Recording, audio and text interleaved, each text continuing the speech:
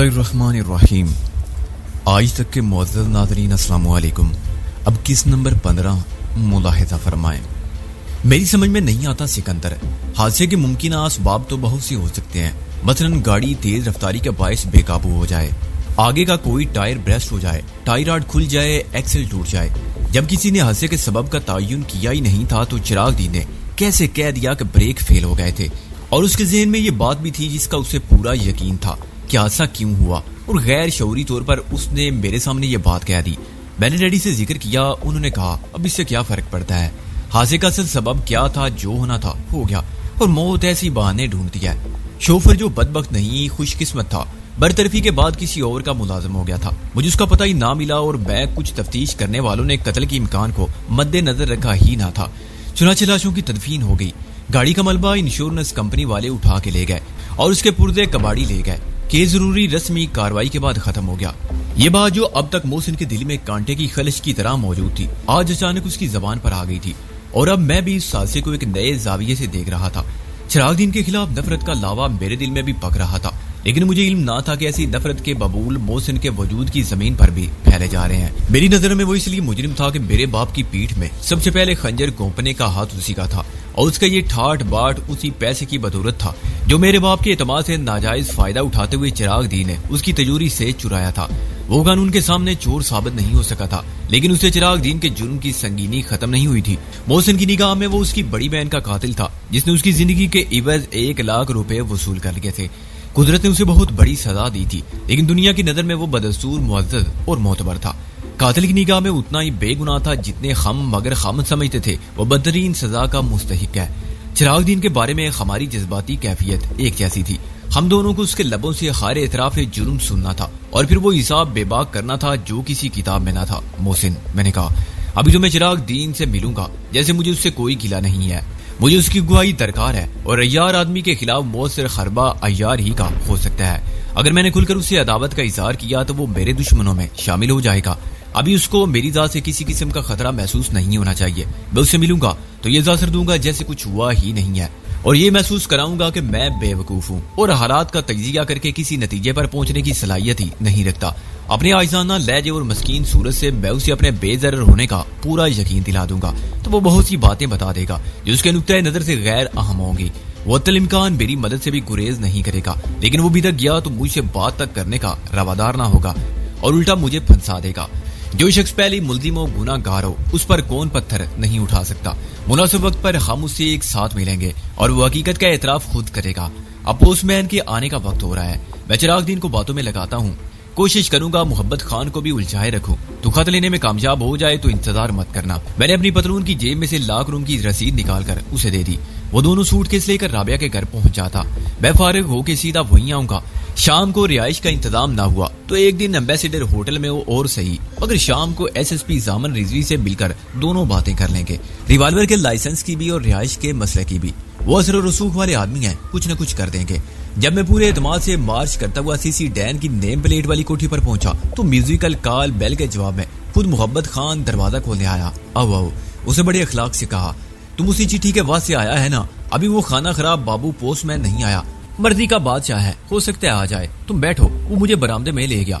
मोहब्बत खान, मैंने कहा, वो चिट्ठी गुलाब खान खुद ले जाएगा, मैं तुम्हारे साहब चिरागदीन से मिलने आया हूँ। मोहब्बत खान की सूरत पर हैरत के आसार नमूदार हुए। दीन साहब से मिलेगा? तुम जानता है उसको? क्या काम है? काम में उन्हीं को बता दूंगा, मैंने मुस्कुरा के कहा। वो मुझे अच्छी तरह जानते हैं, तुम उन्हें बता दो सिकंदर बख्त आया है।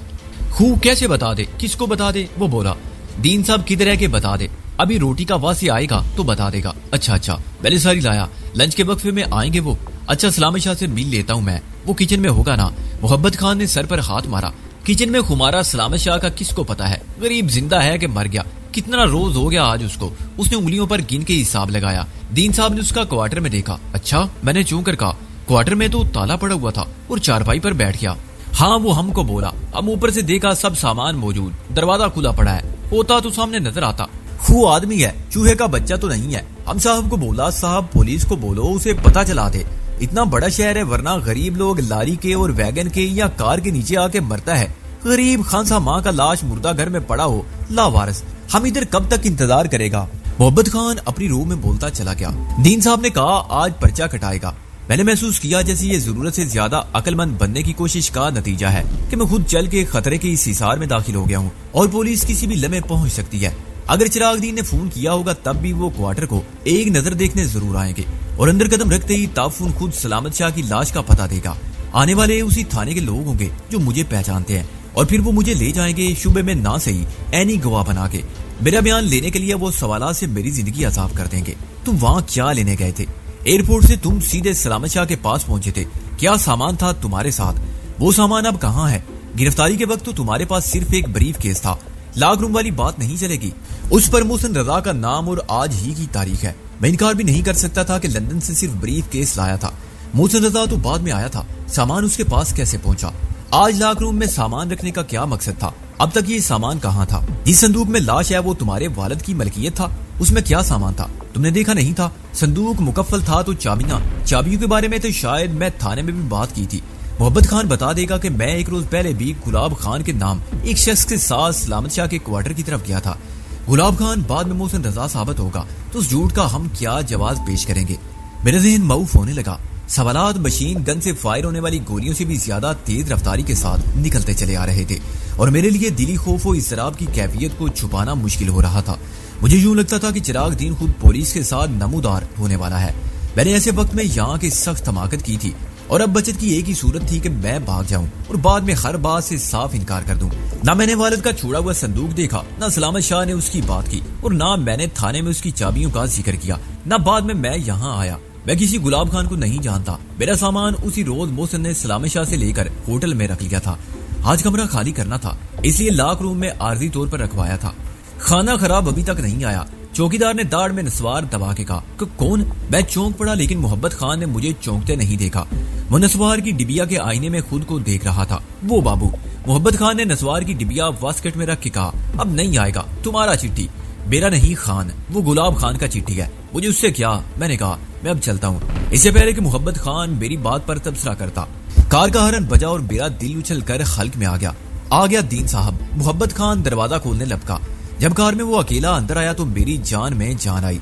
अस्सलाम वालेकुम जनाब। मैंने आगे बढ़कर चिरागदीन से मुसाफा किया और फिर अकीदत से एक हाथ सीने पर रखा। वालेकुम सलाम। चिरागदीन ने मुझे गौर से देखते हुए कहा, तुम सिकंदर बख्त हो, वजीर खान के बेटे? जी जनाबे आली। मैंने आईजी से कहा, मैं आपका शुक्रिया अदा करने भी आया था। शुक्रिया? चिरागदीन ने मशकूक लहजे में कहा, किस बात का शुक्रिया? जी वो आपने आखिरी दिनों में वालिद साहब की बहुत मदद की थी। मैंने गमज़दा लहजे में कहा, उनको सर छुपाने की जगह दी। वो आपकी शराफत के बहुत कायल थे और मेरे पास लंदन में उनके खत आते रहते थे। लिखा हुआ था, इस परेशानी के जमाने में एक शख्स के सिवा कोई मेरी मदद करने को नहीं आया।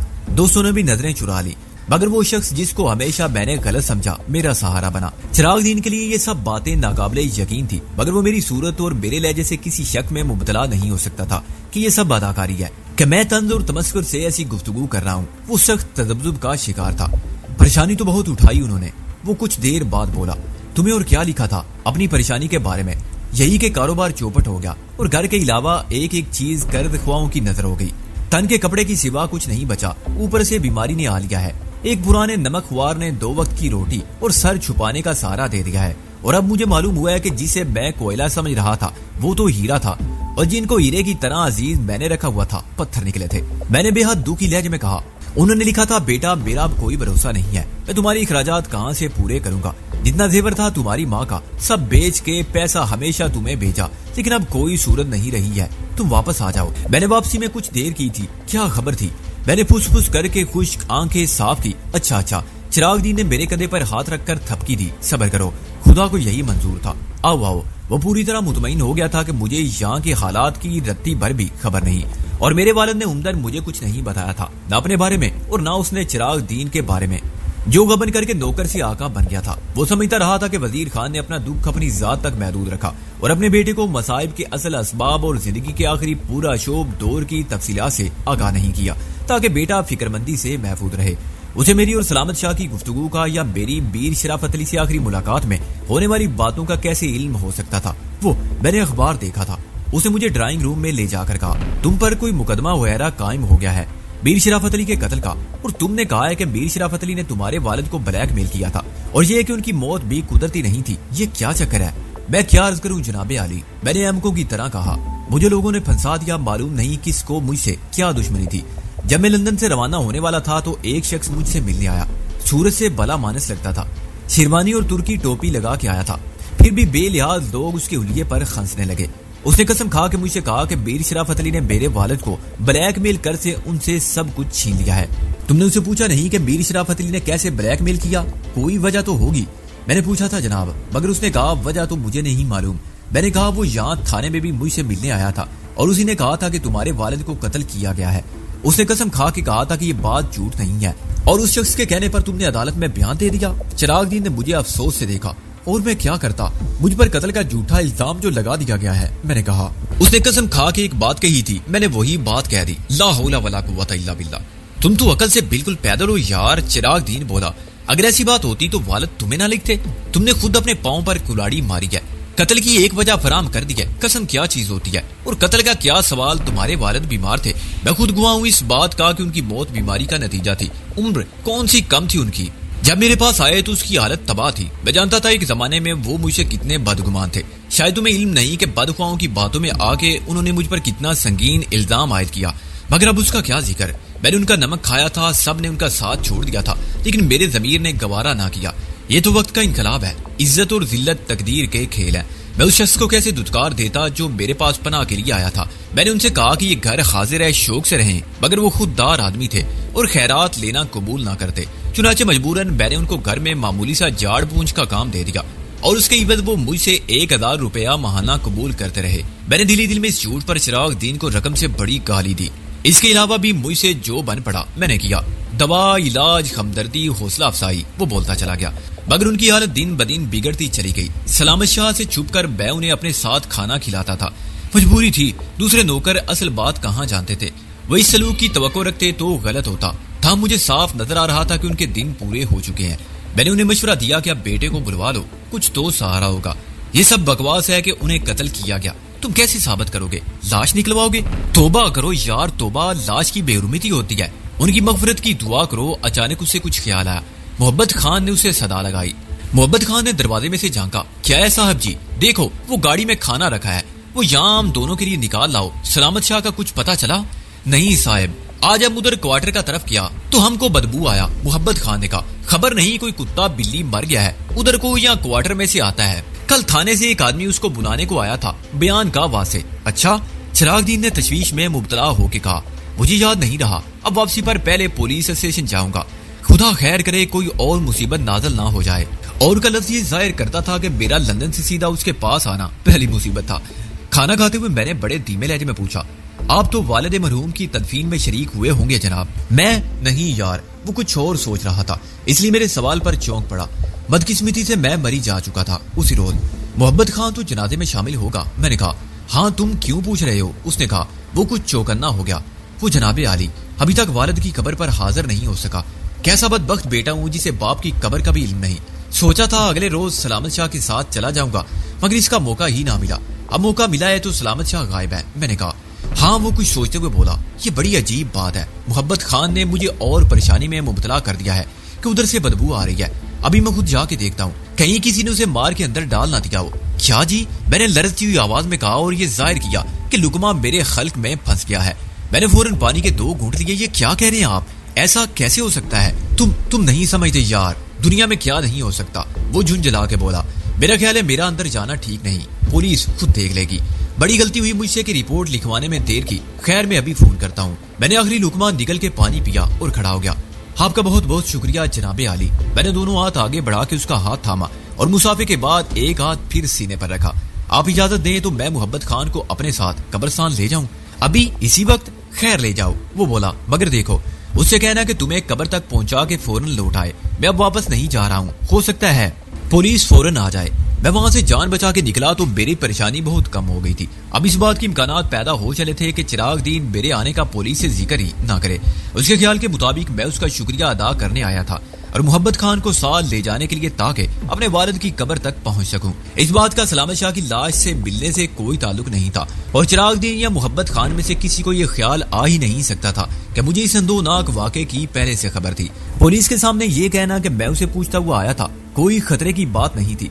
जाहिर है वो मेरे लिए सफाई का वायद गुआ था, मेरे वालिद की आखिरी अय्याम का साथी था और यहाँ उसके सिवा मेरा कोई नहीं था। चुनांचे उसकी गुमशुदगी से मैं भी परेशान था। मुझ पर इल्जाम आने का क्या सवाल, उसके कत्ल से मेरे खिलाफ साजिश के मौकफ की तायद होगी।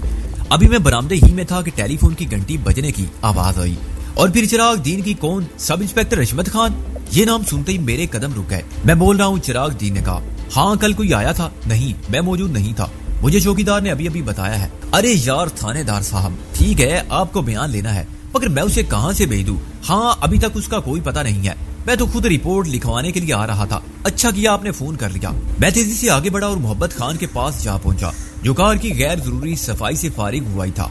मैंने उसे बताया कि दीन साहब से मेरी बात हो गई है और उन्होंने इजाजत दी है कि मैं चौकीदार को कब्रिस्तान तक अपने साथ ले जाऊं, क्योंकि मुझे अपने वालिद की कब्र मालूम नहीं। उसने बास्केट में से फिर नस्वार की डिबिया निकाली, एक चुटकी नस्वार की दाढ़ में दबाई, आईने में अपनी सूरत मुलाहिजा की और कुछ सोचता रहा। खू यारा, तुम सलामत शाह के साथ नहीं गया था कब्रिस्तान? मेरे इनकार पर उसने ताज्जुब का इजहार किया और बदसूर तजब्जुब में मुब्तला रहा। अंदर चिराग दीन मुसलसल ऊंची आवाज में टेलीफोन पर हशमत खान को रिपोर्ट लिखवा रहा था और मुझे अंदेशा था कि कहीं वो मोहब्बत खान का इजाजतनामा मंसूख न कर दे। पुलिस वाले टेलीफोन पर रिपोर्ट कहाँ लिखते हैं? वो चिराग दीन से कहेंगे थाने आओ। मैंने मोहब्बत खान को बताया कि दीन साहब का वापस जाने का इरादा नहीं है और इसीलिए उन्होंने तुम्हें ये इजाजत दे दी है। उसे सारी लाया और मैंने खुदा का शुक्र अदा किया कि मोहब्बत खान को मेरी बात का यकीन आ गया। वो तस्दीक के लिए जाता तो चिराग दीन यकीनन उसे रोक लेता और कह देता कि कल चले जाना। सड़क पर आकर मैंने अपने सामने से एक रिक्शा को गुजरते देखा और चिल्लाकर उसे रोका। रिक्शा अभी रवाना हुआ ही था कि पलट कर देखने पर मुझे चिराग दीन नजर आया, जो कोठी के दरवाजे पर खड़ा था और उसमें शुबे की कोई बात ना थी कि वो चौकीदार को मना करने आया था। और उसके बाद भी मुझे अंदेशा लाहक रहा था कि कहीं वो कार लेकर हमारे पीछे ना आए, मगर ट्रैफिक में जिस तरह रिक्शा आगे निकलता है कार नहीं निकल सकती। शायद यही सोचकर वो रुक गया। उसे ये भी उम्मीद हो गई कि चौकीदार 1-1.5 घंटे में लौट आएगा। कब्रिस्तान के तवील रास्ते को तय करके हार फूल और अगरबत्तियां खरीद के बयानी साहब के वसीउ अरीज कब्रिस्तान में आखिरी गोशे तक पहुंचने में पूरा 1 घंटा सर्फ हुआ। इस 1 घंटे में मोहब्बत खान से मुझे बहुत सी कार आमद बातें मालूम हुई। मसलन ये कि मेरे वालिद आखिरी वक्त तक किस डॉक्टर के जेरे इलाज रहे थे। वही डॉक्टर उस रोज सुबह के वक्त आया होगा जब वजीर खान की मौत का इंकशाफ हुआ था, लेकिन वो यकीन के साथ नहीं कह सकता था क्योंकि डॉक्टर को लाने वाला सलामत शाह था और उसने सिर्फ ये बताया था कि डॉक्टर ने देखते ही मौत की तस्दीक कर दी थी। कफन दफन का इंतजाम उन दोनों ने मिलकर किया था और तदफीन शाम के वक्त हुई थी। असर से जरा पहले चिराग दीन उसी रोज सुबह 7 बजे मरीज जाने के लिए रावलपिंडी गया था। एक हादसे के बाद वो कार में मरीज जाते हुए डरता था। वजीर खान की मौत का पता 8-9 बजे चला था। फिर सलामत शाह ने फोन किया और जनाजे में जो लोग शरीक होने आए थे उनमें से मोहब्बत खान किसी को नहीं पहचानता था, क्योंकि वो पहले कभी नहीं आए थे। वो सब किसी कंपनी के लोग थे जो बहुत अफसुर्दा थे। मोहब्बत खान ने 1-2 को रोते हुए देखा था। अक्सर लोग अफसोस कर रहे थे कि बेचारे का बेटा भी लंदन में बैठा है। मोहब्बत खान, मैंने एक फौरी ख्याल के तहत कहा। जनाजा कहाँ से उठाया गया था? कोठी से के सर्वेंट क्वार्टर से। कोठी से, मोहब्बत खान ने जवाब दिया, जो मेरी तवक्कुआत के ऐन मुताबिक था। दीन साहब तो इधर था नहीं, सलामत शाह ने खुद ही मैयत को इधर रखवाया। बोलता था इधर जगह कम है। सलामत शाह समझदार आदमी था, उसने मरने वाले की इज्जत का भरम टूटने नहीं दिया। उसके जनाजे को कंधा देने के लिए आने वाले भी समझे होंगे कि मीर वजीर एंड कंपनी का एक पार्टनर जो मुद्दत से बीमार था और दफ्तर या कारखाने में नजर तक नहीं आया था, अब इस कोठी में मुकीम था। अगर वो उसे सर्वेंट क्वार्टर में देखते तो यकीनन शुकूक में मुब्तला हो जाते और तजस्सुस ने मजबूर करता कि वजीर खान की बीमारी के असबाब मालूम करें। मगर वो एक शायाने शान कोठी में मरा था। चुनाचे वो सब मुतमईन होकर लौट गए थे कि बीमारी की खबरें बेबुनियाद ना थी। अगर किसी ने गेट पर सीसी डैन के नाम की तख्ती देखी होगी तो कहाँ समझा होगा ये वही नमक हराम चिराग दीन है। शायद उन्होंने सोचा होगा कि वजीर खान ने इतनी बड़ी कोठी को अपनी जरूरत से जायज समझते हुए उसका एक हिस्सा किसी अंग्रेज क्रिश्चियन एंग्लो इंडियन को किराए पर दे रखा है। ताम उसे एक बात साबित होती थी। वजीर खान ने सलामत शाह को बता दिया था कि वो कौन है, चिराग दीन कौन था और हालात के किस इनकलाब ने उसे नौकर का नौकर बना दिया है। मुमकिन है ब्लैक मेलिंग वाली बात ना बताई हो और अपनी तबाही को अपनी हमाकत से होने वाले कारोबारी नुकसान का नतीजा करार दिया हो, मगर ये बात सलामत शाह को यकीनन मालूम थी कि वजीर खान अब भी उस कंपनी के मालिकों में शामिल है। गो अमली तौर पर उसकी हैसियत कुछ न थी। सलामत शाह ने मुझे भी कुछ नहीं बताया था, तो इसका सबब यही हो सकता था कि वजीर खान ने उसे बहुत सख्त कसम दे रखी थी कि इस बात को वो अपनी जात तक महदूद रखेगा। फिर भी मरने के बाद वजीर खान का जनाजा उसी शान से उठा जिस शान से मालिकों के जनाजे उठते हैं, कोठियों में झाड़ पूंछ करने वालों के नहीं। एक बार फिर मुझे सलामत शाह के नाकाबिले तलाफी नुकसान का शिद्दत से एहसास हुआ। मोहब्बत खान मुझे कब्र तक पहुंचा के और फातिहा पढ़ के रुखसत हो गया तो मैं एक पुख्ता कब्र के किनारे पर बैठ गया और सोचने लगा कि तदवीन में शरीक होने वालों से राब्ता कैसे कायम करूं। अगर मीर वजीर एंड कंपनी का दफ्तर मुकफ्फल ना होता तो मैं खुद वहां पहुंच जाता या फोन पर बात कर लेता और वहां ज्यादातर मेरे हमदर्द थे, वो मेरी मदद करते ना हिचकिचाते। शराफत अली की मौत के बाद कंपनी लावारिस हो गई थी और नए वारिस के इंतजाम ना संभाले ऑफिस और फैक्ट्री के मुलाजमीन अपने मुस्तकबिल के बारे में बेयकीनी का शिकार रहेंगे। उनमें से बेशतर उम्र की सद से गुजर चुके होंगे कि किसी नई मुलाजमत के लिए अहले मुतसव्वर तो किए जाएं, कानूनी तौर पर वो बरतरफ भी नहीं हुए थे और अपने वाजबात वसूल करने के मजाज से। लेकिन अभी तक उनमें से किसी ने अदालत से रुजू करने का सोचा भी नहीं होगा। उन्हें उम्मीद होगी कि मैनेजर वगैरह फिर कारोबार को संभालेंगे जो बड़े मुनज़्ज़म खतूत पर चल रहा था और एक मीर शराफत अली के ना होने से इस निजाम का शरादा नहीं बिखर सकता था जिससे सबका माशी मफाद वाबस्ता था। उन्हें यह भी उम्मीद होगी कि मैं लंदन से वापसी पर वजीर खान के वारिस की हैसियत से कारोबार की निगरानी की जिम्मेदारी संभालूंगा, मगर मैंने आती उस शख्स को भी कत्ल कर दिया जो अकेला कारोबार को चला रहा था और अब जमानत पर रिहाई के बाद लापता था। मीर शराफत अली का कोई दूर का वारिस है या नहीं इसका मुझे इल्म नहीं था, तो मुलाजमों को क्या होगा? वो दुआ करते होंगे कि बीवी बच्चे नहीं तो शराफत अली का कोई भाई होगा, चच्चा ताया होगा या रिश्ते का भाई होगा, कोई तो सामने आएगा। मुमकिन है उसी उम्मीद में वो हर रोज यही देखते हों कि किसी ने तालाबंदी खत्म की या नहीं। ये ख्याल बड़ा हौसला अफजा था। मैं दफ्तर के औकात में मीर वजीर एंड कंपनी के दरवाजे पर या सामने खड़ा रहकर उन पर नजर रख सकता था। अमूमन दफ्तर 8 से 9 बजे के दरमियान शुरू होते हैं। 8 से 10 बजे तक इंतजार करने में 1-2 अफराद से मुलाकात यकीनी थी। उनसे दूसरे साथियों के पते मालूम किए जा सकते थे और ये पूछा जा सकता था कि आखिरी रसूम में कौन शरीक हुआ था जो बतौर गवाह पेश होके वजीर खान की कब्र की निशानदेही कर सके। मसला हल हो गया था। चुनाचे मैंने कब्र की जाए वकूफ को ज़ेन नशीन किया और फिर कब्रों के दरमियान से तवील पुरपीच रास्ता तय करता म्यानी साहब के बड़े दरवाजे से बाहर आ गया जहाँ फूल बेचने वालों की बहुत सी दुकानें थी और रिक्शा आके ठहरते थे। एक मैयत गाड़ी से जनाजा उतारा जा रहा था, दूसरा लोगों के कंधों पर अंदर मस्जिद में नमाज के लिए पहुंच चुका था। शाम के 4 बजने वाले थे, जिसका मतलब यह था कि मोहसिन को मेरा इंतजार करते हुए 3 घंटे हो चुके हैं। इसमें शुबे की कोई बात ना थी कि वो बाबू पोस्टमैन से खत हासिल करने में कामयाब हो चुका था। मेरी वापसी में ताखीर से वो यकीनन अंदेशों का शिकार होगा। अब मुझे फिक्र लाहक होने लगी कि कहीं वो चिराग दीन की कोठी पर ना पहुंच जाए जहां पुलिस पहुंच गई होगी तो सलामत शाह की लाश दरियाफ्त से कोहराम बपा होगा। मैंने रिक्शा पकड़ा और सीधा राबिया की कोठी पर पहुंचा। राबिया की कार अंदर पोर्च में खड़ी हुई थी। राबिया लान पर कुर्सी डाले खामोश बैठी किसी सोच में गुम थी। कोठी का रुख मशरिक की जानिब था, चुनाचे सरे शाम ही ये चंद मंजिला इमारत का साया लान पर फैल जाता था। मुझे देखकर वो मुस्कुराई और मैंने उसे सरतापा जर्द लिबास में देखा, इस पर सुर्ख नीले और गुलाबी शगुफे खिले हुए थे। तो मुझे गंदम के लहलहाते खेतों में सरसों के फूलों की याद आई। लिबास के रंग का अक्स उसकी सूरत पर महसूस होता था। रंग बड़े नजर फरेब होते हैं। बेदाग सफेद लिबास तारत, पाकीज़गी और मासूमियत का एहसास जगाते हैं। ये मेरे दाती एहसास या तजर्बात थे कि राबिया मुझे कुछ थकी थकी, कुछ बीमार सी लगी। मैं सख्त थका हुआ हूँ और फौरन चाय ना मिली तो पानी पी के गुजारा कर लूंगा। मैंने दूसरी कुर्सी पर गिर के कहा। वो हंस पड़ी। मैं भी चाय का इंतजार ही कर रही हूँ। तुम कहाँ से आ रहे हो? कब्रिस्तान से, मैंने कहा। फिर मैंने उसे मुख्तसरन बताया कि मैं चिराग दीन से कैसे मिला था। वो हंसती रही। इस जिक्र में से मैंने खत की और सलामत शाह की बात को गोल कर दिया था।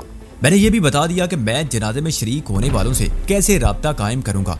फिर मैंने मोहसिन के बारे में पूछा और मुझे ये जानकर मायूसी हुई कि वो दोपहर के खाने के लिए आया था मगर 2 बजे एम्बेसडर होटल चला गया था। उसने ये भी बताया कि मंदिर साहब ने कब्र खुदवानी पोस्टमार्टम करवाने की दरख्वास्त लगा दी है और शायद आइंदा की समात कल ही हो जाए। एक गवाह अगर मोहब्बत खान हो तो बाकी गवाह मुझे कल ही तलाश कर लेने चाहिए जो अदालत में हाजिर होकर बयान और हलफनामा दे सके। 2-3 दिन में जब मेडिकल बोर्ड पोस्टमार्टम करेगा तो उन सबको गोरकन के हमरा कब्रिस्तान में मौजूद रहना होगा। मैंने कहा इंशाअल्लाह कल सुबह मुझे गवाह मिल जाएंगे और मुमकिन है अदालत के जरिए मैं उस डॉक्टर को भी तलब करूं जिसने मेरे वालिद का इलाज और आखिरी बार मुआयना किया था। आखिर कब्रिस्तान के रजिस्टर में ये कैसे लिख दिया गया कि इंतकाल हरकतें कल बंद हो जाने के बायस हुआ। फिर मैंने राबिया से कहा कि मैं जल्द अज जल्द होटल पहुंचना चाहता हूँ, चुनाचे चाहे फिर सही। मैं उस खत के बारे में तफसीलात जानने के लिए सख्त बेचैन था। ये क्या अफरा तफरी है? वो हैरान होकर बोली, मोहसिन ऐसे भागा जैसे यहाँ पुलिस छापा मारने वाली है। तुम अभी कह रहे थे कि फौरन चाय ना मिली तो पता नहीं क्या हो जाएगा, अब चाय छोड़ के भागना चाहते हो? ऐसी क्या जल्दी है? अच्छा, मैंने हथियार डालने के अंदाज में कहा। उसे फोन पर तो बात कर लूं, उसके बाद जब तक तुम नहीं कहोगी मैं नहीं जाऊंगा। अभी वक्त है, अपने अल्फाज वापस ले लो। वो मानीखेज अंदाज में मुस्कुराई। तुम ये कौल निभा नहीं सकोगे। मेरा दिल धक से रह गया। राबिया ने मेरे अल्फाज के जाल में मुझे फौरन बंद कर लिया था। मैंने उसकी नजरों के सवाल को पढ़ लिया और इस बात को समझ लिया जो अल्फाज के पर्दे में छुपी हुई थी। अगर मैंने ना कहा तो क्या तुम यहीं रह जाओगे? मतलब बिल्कुल साफ था और मेरे लिए अपने अल्फाज को वापस लेने के सिवा चारा ना था।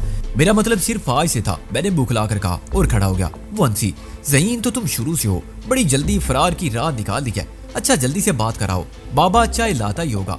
अंदर जाके मैंने मासी से पूछा कि टेलीफोन किस कमरे में है और उसने कहा ऊपर भी है, बीबी के कमरे में और नीचे ड्राइंग रूम में भी है, और हाथ से एक तरफ दरवाजे की तरफ इशारा कर दिया। उस दरवाजे की तरफ जाने से पहले मैंने हस्बे आदत मासी को जेरे लब कुछ कहते सुना। वो गालबन खुद कलामी की आदत थी और जो बात किसी को कहनी होती थी वो अपने आप से कहकर मुतमईन हो जाती थी। एम्बेसडर होटल का नंबर मिलाकर मैंने ऑपरेटर से कमरा नंबर 313 मांगा। 1 मिनट बाद मोहसिन से हेलो कहा। मोहसिन, मैं सिकंदर बोल रहा हूँ, राबिया के घर से। मैंने कहा तू होटल क्यों भाग गया? मैंने मुनासिब समझा कि लाक रूम से सामान सीधा होटल पहुंचा दूं, राबिया को शक ही ना हो। वो बोला वो खत मिल गया है ना तुझे? मैंने कहा नहीं। वो बोला खत आज की डाक में नहीं था, बाबू पोस्टमैन का ख्याल है कि वो खत देर से पोस्ट किया गया होगा, आज निकलेगा तो कल मिलेगा। तू बता वहाँ कोई गड़बड़ तो नहीं हुई? नहीं। मैंने सोचकर कहा ऐसी कोई बात नहीं है, जो है वो मैं मुलाकात पर बताऊंगा। अभी आने का इरादा नहीं है क्या? वो बोला वहाँ क्या कर रहा है तू? राबिया से बातें। मैंने कहा 100% कानूनी मसाइल पर। उसके बाद मुझे एक डॉक्टर से मिलने जाना है, मैं रात तक आऊंगा। जाहिर है तू कमरे में कैद नहीं रह सकता, तू जामन रिजवी साहब से मिलने चला जा, दोनों बातें कर ले। मैं 8 बजे से 9 बजे के दरमियान जरूर आ जाऊंगा। मैंने रिसीवर रखा ही था कि राबिया की आवाज आई। ये दूसरी अहद शिकनी है, अभी कहा था कि मतलब आज से था। आज का दिन 8-9 बजे तो खत्म नहीं होता। मैंने मुखलाकर सर खुजाया, गलती हो गई। मैं भूल गया था कि अहद एक वकीलन से किया था। बकौल चच्चा के बलाए जहाँ है गालिब, उसकी हर बात इबारत क्या, इशारत क्या, अदा क्या। वो हंसी, चलो अब ज्यादा बातें मत बनाओ, चाय ठंडी हो रही है। और ये बात कहते उसके रुखसारों का रंग गुलाबी हुआ तो मैं उसे अहमकों की तरह देखता रहा। आखिरी सच्ची बड़ी ज़हीन बाशऊर संजीदा और होशमंद औरत को क्या हो रहा है? यह आगाज़ शबाब का पहला इश्क करने वाली लड़की की तरह मेरे अल्फाज को गलत मानी क्यों पहनाने लगी है और बातों को वो मतलब क्यों निकालने लगी है जो मेरे जहन में नहीं है मगर इसके दिल में है? क्या औरत वाकई औरत रहती है? जज्बाती तौर पर आतिफिशान जो बरसों अंदर ही अंदर सुलगता रहता है और किसी रोज अचानक फट पड़ता है।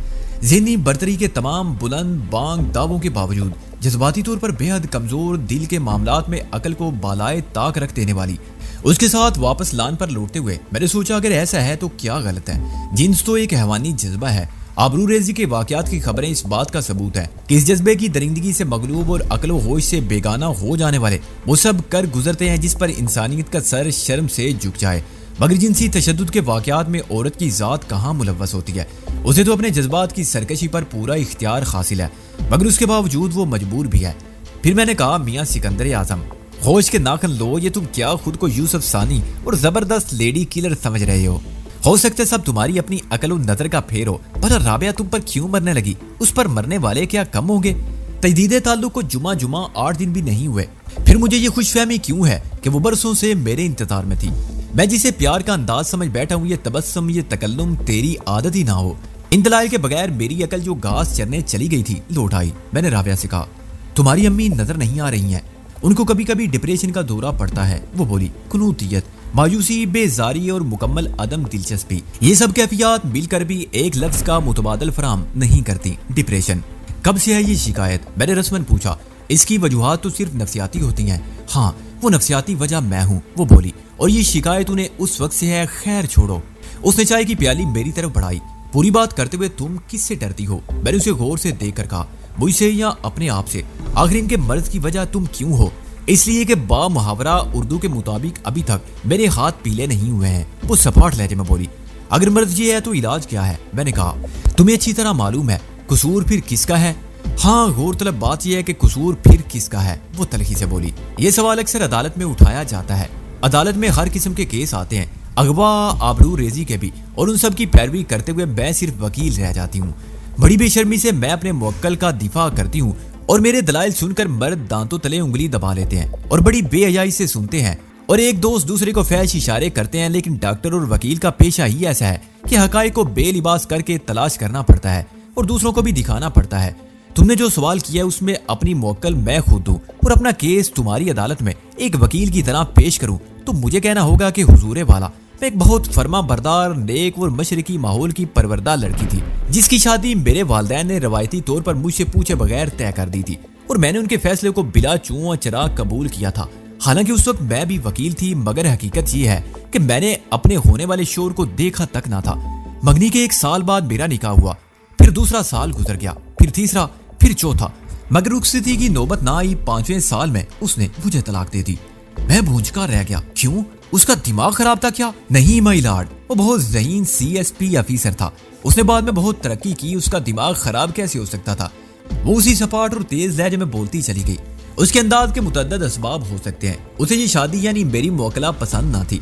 उसे मेरी मौकला के किरदार के बारे में शर अंगेज इतलात फराम की गई। बदख्वाहों ने सफली अमल के जरिए अलहदगी करा दी।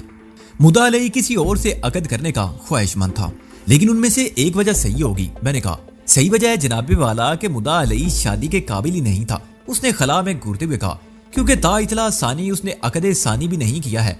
माँ बाप के दबाव में आके उसने ये शादी की थी और उस तक वो ज़हनी तौर पर इतना बालिग नहीं था कि इस हकीकत का एतराफ कर सकता। वो रुखसती को टालता रहा, यहाँ तक कि माँ बाप उसी हसरत को दिल में लिए दुनिया से रुखसत हो गए। फिर उसने मेरी मौकला को तलाक दे दी। वैसे वो शरीफ आदमी था कि उसने बहुत जल्द मुझे आजाद कर दिया। उसने अपना लहजा बदल दिया। उसने कहा, अभी चंद रोज पहले मैंने उसे फोन किया था तुम्हारी जमानत के सिलसिले में। मुझे उसके असर और रसूख से काम लेना था। उसने ये काम कर दिया। मैं इस इंकिशाफ पर हक्का बक्का बैठा रहा। उस तलाक के बाद और उसके बाद मुझे शादी के नाम से नफरत हो गई। वो बोली, ये कुदरती रद्द अमल था। मेरे लिए कई पैगाम आए जो मैंने मुस्तरद कर दिए, और अब भी मैं किसी रिश्ते को नामंजूर करती हूँ तो माँ पर डिप्रेशन का दौरा पड़ जाता है। क्या आज भी तुमने कोई रिश्ता नामंजूर किया है? मैंने हिम्मत से काम लेकर पूछ लिया। हाँ, वो बोली, माँ ने कहा था मोहसिन अच्छा लड़का है, तुम्हारा ख्याल रखेगा। मोहसिन वाकई अच्छा लड़का है। मैंने कहा, वो बेहतरीन रफीके हयात बन सकता है, मुझे मालूम है, मगर उसने कहा मेरी तो निस्बत तय हो चुकी है। वो तलखी से खंसी।